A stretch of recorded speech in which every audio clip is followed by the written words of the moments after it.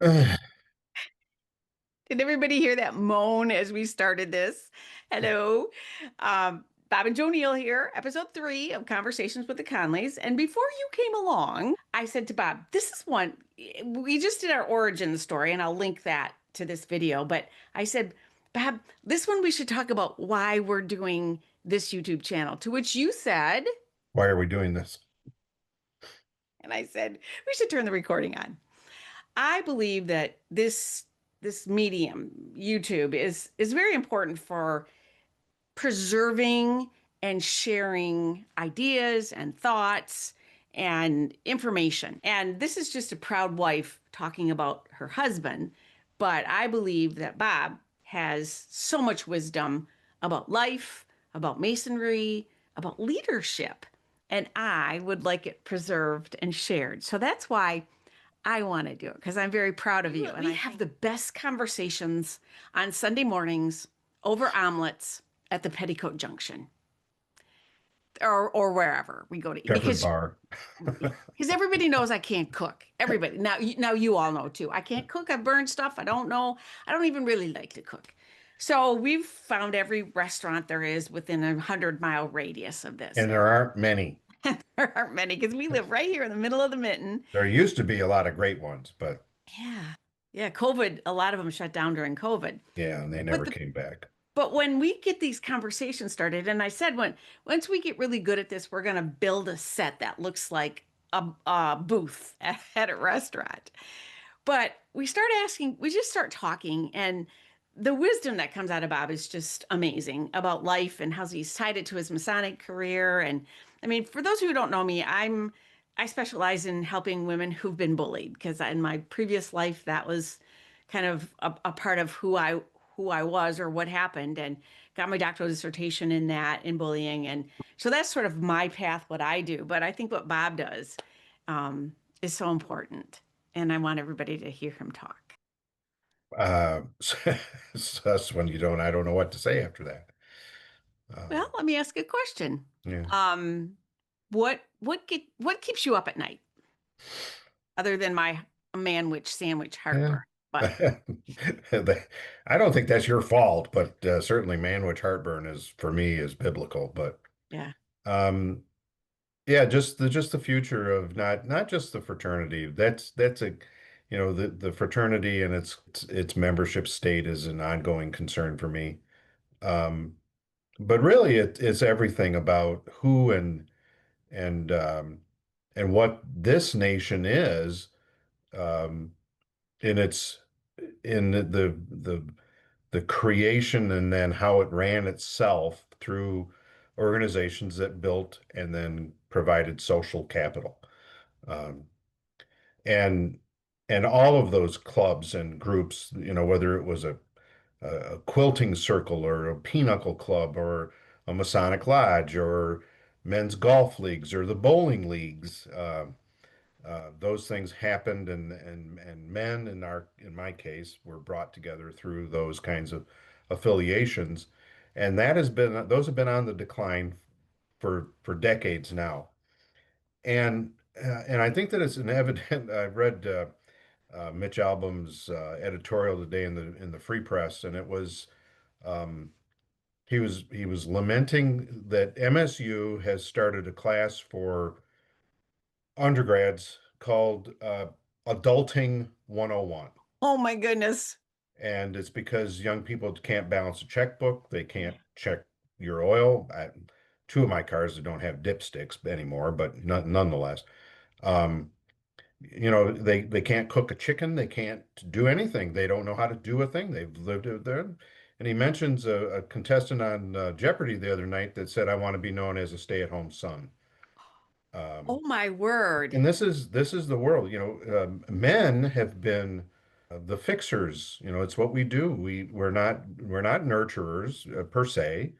We are fixers. We fix things, or at least we want to, right, inside of our homes and our families. And I learned how to do that stuff from my father, taught me the kinds of things that I think, at least as best he could, the things that a man needs to have and be to be a man. Yeah. And my concern is that those things are drifting away from us. Not just the fraternity is impacted by it because we're not separate from society, but we're also fighting um, a lot of things in society that are just saying that our kinds of groups have no merit and value. And I'm Mm. telling the world that they not only do have merit and value, they have more than anybody can possibly even imagine. And so I have great concerns for a world that minimizes organizations such as ours. Um, and that's everything. That's all the civic clubs and all of Yeah. the social groups and everything else too. I use the story many times in Alma. When I came here, there were 17 churches, Hmm. and today you're down to three. And that's in since 2009.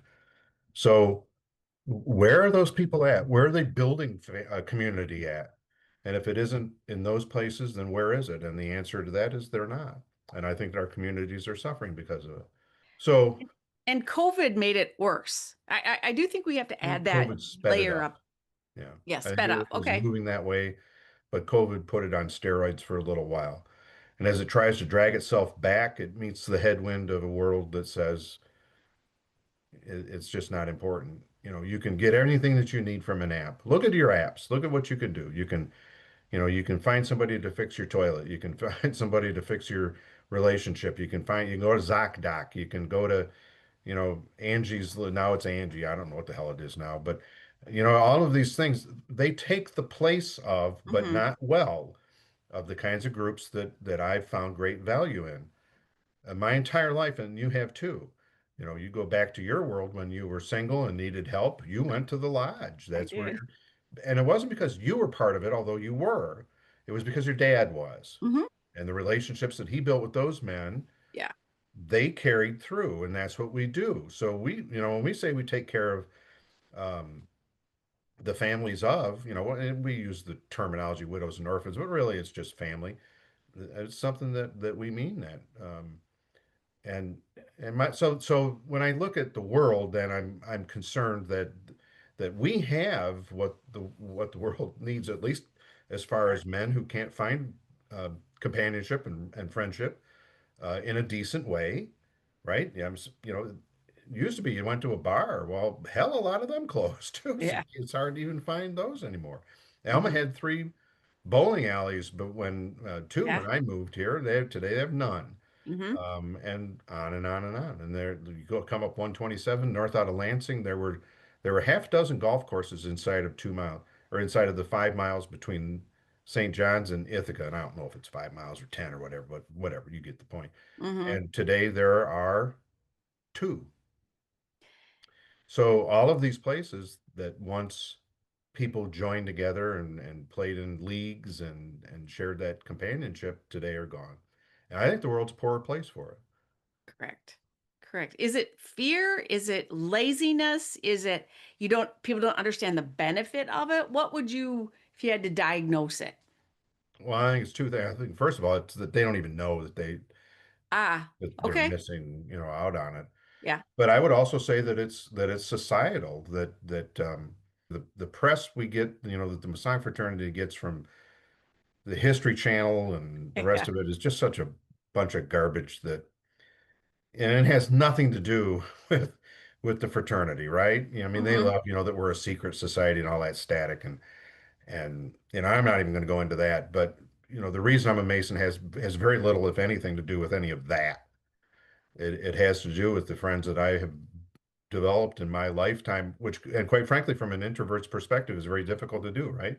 I Right. don't go out and reach out for friendships. I have to find some place where they can be active, and then I can use that to find friends. And I did. I found it in a Masonic lodge, and the Hmm. friends that I have in Masonic lodges are the best friends that I could ever have asked for.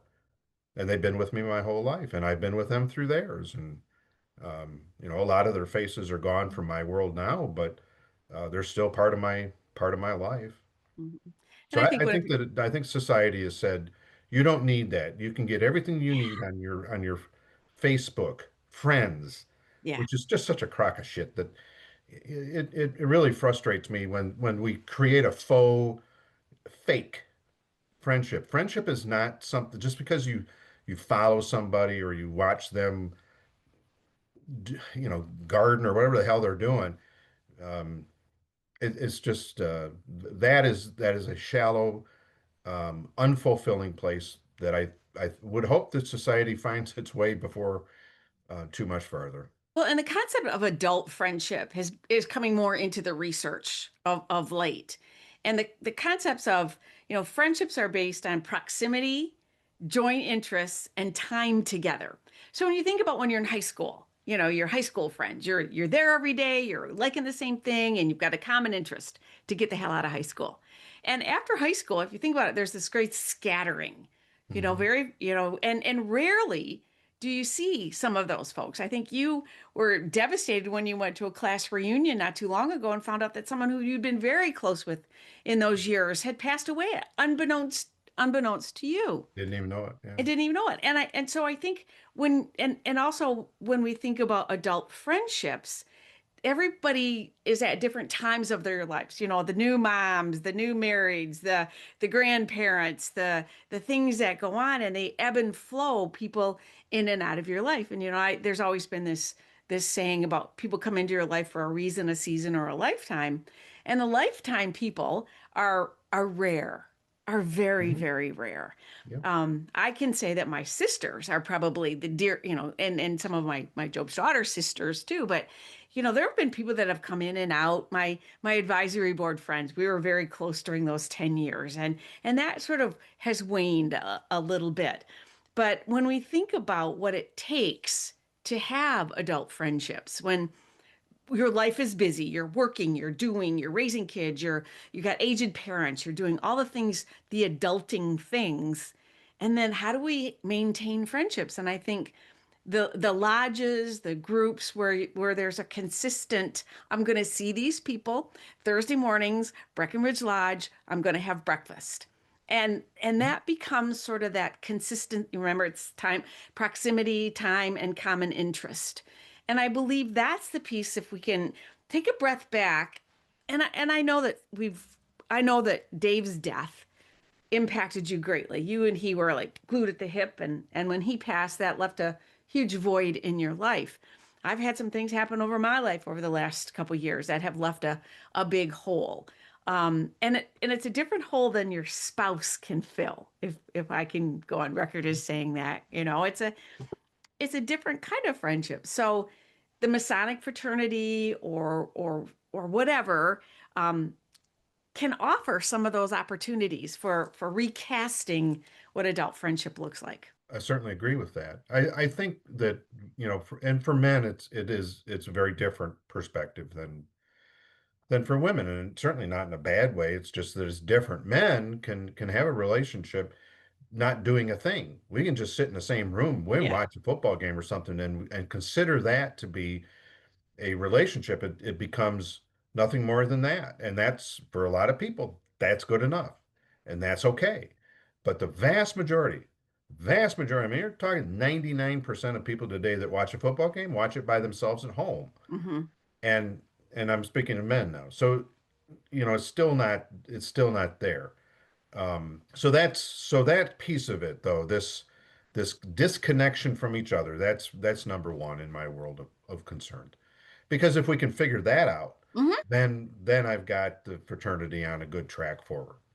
But the second one then is leadership, and leadership Yeah. and I'm not talking about individuals. I'm not talking about my fraternity. I'm not talking about that. I'm talking Yeah. about leadership in general.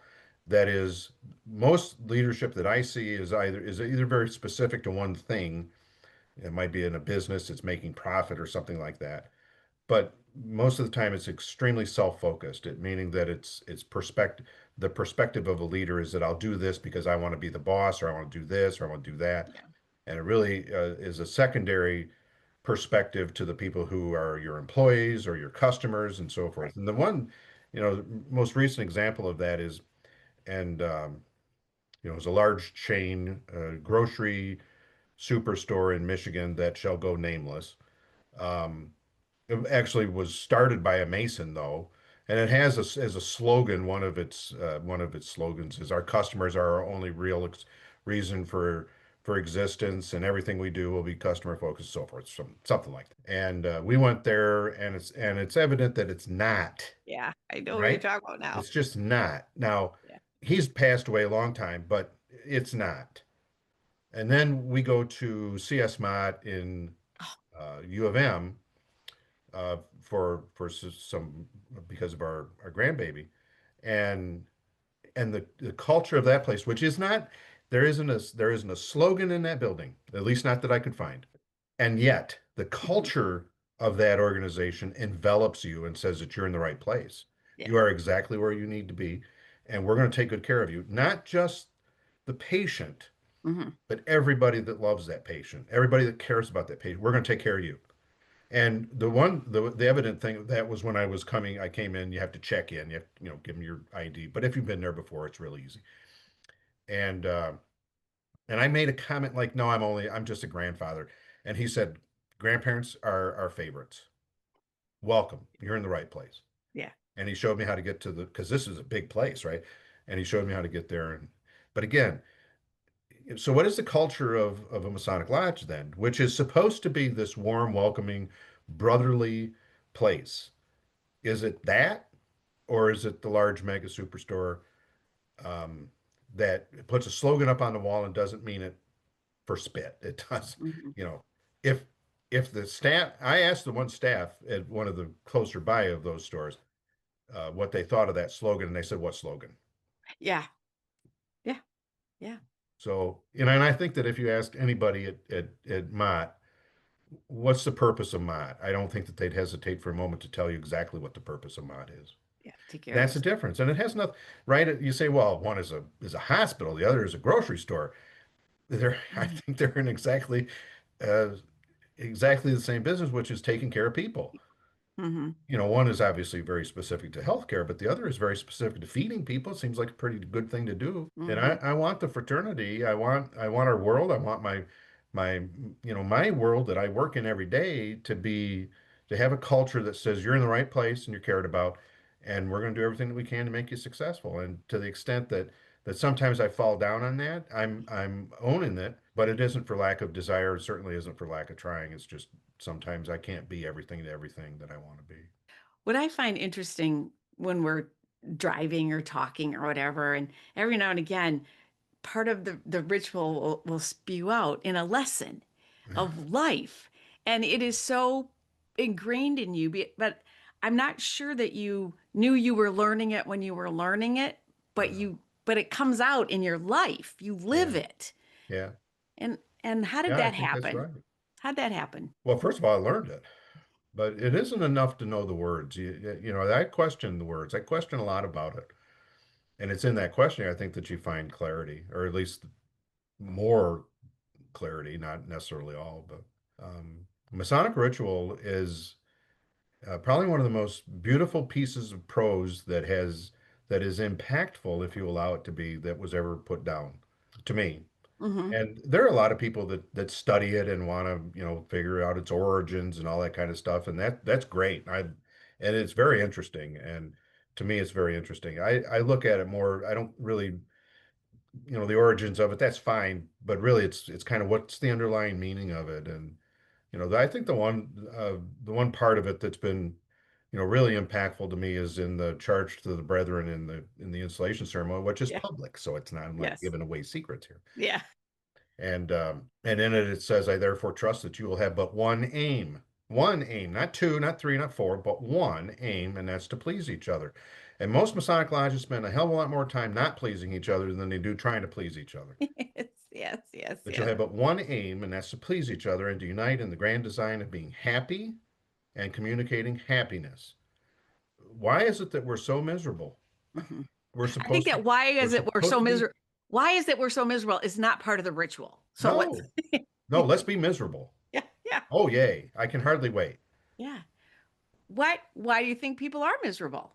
Because they live in a world that I want, not in a world that I'm grateful for what I have. I'll let that sink If in. everything you look at is I want that or I want this or I'm looking for this or I want to find that, if you don't ever stop and say, I am so, and I do today, I didn't always, but today I try to be more mindful than have been in my life in the past. And today I try to say, I am incredibly blessed and grateful for everything that I have, not just the good things, right? Because everybody's always you quantify that. You say, well, Yeah, I'm very grateful for the good things in my life, but not so much for the bad things. Well, yeah. It's part of the same bushel, and Yeah. everything in it is what you have to be grateful for. So yes, all of us have trials, all of us have Hmm. troubles, all of us have aches and pains and things that go on in our lives, but we don't know what will come from them. Yeah. And I think that that's important. When somebody has, when a person has a pain in their chest, they could say, "I'm very ungrateful for this pain in my chest." But you go to the hospital, you get it checked out, and you find that you have heart problems. You get some medicine or maybe some surgery or something, and now you're fixed of that, and you have another 20 years. You should be very Hmm. grateful for that pain that you had in your chest, right? But I think people are not as able to put that on like psychological pain or brokenheartedness or tragedies that occur. That, yes, a heart, you can, I did open hearts for a lot of years. Yeah, we'll fix it. We'll rewrite the plumbing. But sometimes when your heart is broken from life and not knowing that there is, I mean, for me, my faith, all of that piece of it that gives me some of that opportunity to get up in the morning and go, I can do this. And to have people around me that are picking me up when I need to be done. And that I think is a part that I think I was hearing you say is that attachment to others and that sense of a greater purpose matters to you. Yeah, I don't have, I've had my heart broken, I suppose, as much as the next guy. Sure. And time has to happen, and it doesn't happen on our time. Correct. I think that's the biggest thing is that we want it all to happen now. We live in a world that says instant Mhm. gratification is a really great thing, and for some things it is. But for the most part, it's not, and it's because you override. Then if you say your heart's broken, but a new car will fix it, or Yeah. and it might, but it's Yes. momentary. So then you're back into that state, and then you say, well, a new suit of clothes or a new boat or something might fix it, and it does for a little bit, but you keep going on. So that's why I say it overrides that. Hmm. I don't have the answers, but again, there's one passage from our Masonic ritual that says, "Time, patience, and perseverance shall accomplish all things," Yeah. and that's it. So we have to allow for the time. I was alone for a long time. I had to go through that. It was essential for me to go through that. And when the time then was right to move on to the next chapter, which is our current chapter, um, I was ready for it. I think had we tried that any time earlier than that, it wouldn't have worked because I wasn't ready. And we have to be patient. The world we live in is not a patient place.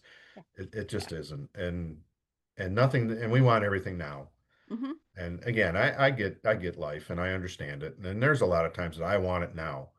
Um, and that's when I have to really question what is it that I want, and perseverance and the willingness to stick it out and to say that I'm gonna keep fighting the fight even when I don't want to, Yeah. Yeah. even when I've been kicked, when I've been knocked down. I'm going to keep fighting and get back up again, and that's probably the one that's hardest for me is that one because I'm more than happy just oh screw it, I'm out of here, Yeah. I'm done, I've had Yeah. it, I'm Yeah. leaving, bye, and I can just walk away, and you can. And I think to that point of men who leave the fraternity or Lions clubs or Rotary or whatever it is. I think a lot of times it's just the hell with it, I'll go do something else, and they split. And when you never get a chance to find out what was it that ticked them off, they never get a chance to find out how great a group it really is, or it really could have been. Well, you've shared an experience you had when you came here to Alma and tried to join clubs, the Rotary or something, or I don't remember what it was, but nobody spoke to you. Well, that's been several. I mean, there were a couple of groups in St. John's that one I actually got yelled at. But yeah, I mean, I have been on the receiving end of a bad, Mhm. initial membership experience, right? But I think everybody has, at some level, we all have. So, Right. And I think you and I, correct me if I'm wrong, believe in our Masonic family. And we're going to do some stuff at the shrine at the end of the month. And we've got, all kinds of things that I when you talk about wonderful people passing away, was our last, Thursday, I'm going to be attending a memorial for Donna Leach, who was just like the coolest lady. the Yeah. coolest lady. She had this lace dress and she called it a tablecloth. And, I will carry her in my heart, and I always talk about she taught me how to do shenanigans before shenanigans was a thing. Right. But it's the people that come in and out of our lives that we can celebrate and emulate and take bits and pieces Hmm. um, to bring to the table, to bring to Yeah. the table. Yeah, and we lost a lot of grandmasters in the last several years. A lot of, Yeah, the men that I had served with and under, I think there are like 7 or 8 in the last 2 years that we've yeah, lost. been a lot. And and it hits home when we're introduced at Grand Lodge because in front of me are 2 men Yeah, and then me. yeah. And that, that's kind of spooky. But What did we hear again, tonight on the news that about my time is short? What can I do to make it beautiful or something that just this evening we were listening and yeah, I don't think it was this morning. It was James Patterson and Bill that's what it Clinton was. talking about That's what it was. their new book that's coming out. Yeah. And he Yeah. said, what can I do uh, to make things better? I can spend time with my friend. Yeah, I think far too often, you have to live each day, right? Because you don't know when the Oh, last one is going to hit. for sure. For sure. Today happens to be National Cancer Survivor Day. And that would be me, 35 That's you. years. That's you. So I think we have a lot to be Well, happy we've got about. some of our friends that are fighting their own battles with that now. Hmm. And so, those people are very dear to us. They're And I think we stay aren't in taking touch it with for some of those people. granted. I think Hmm. that's one thing that I can take away from our time together is that don't take it for granted. Yeah, Well, my friends, I think I've exhausted Bob with that's asking enough. him questions. I think he's had enough for now. So hopefully you'll subscribe and come on back and we'll have an opportunity to be with Click the you. button.